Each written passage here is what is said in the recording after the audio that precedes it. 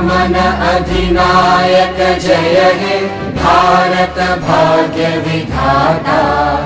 पंजाब सिंध गुजरात मराठा द्राविड उत्कल बंगा। विंध्य हिमाचल यमुना गंगा उच्चल जलधि तरंगा। तव शुभ नामे जागे तव शुभ आशीष मांगे।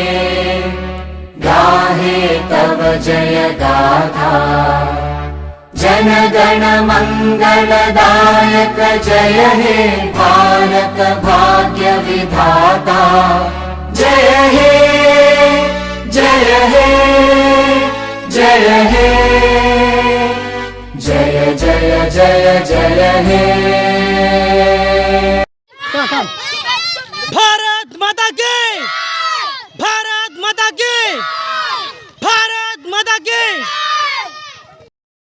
अटल बिहारी वाजपेयी जी ने शायद ये कहा था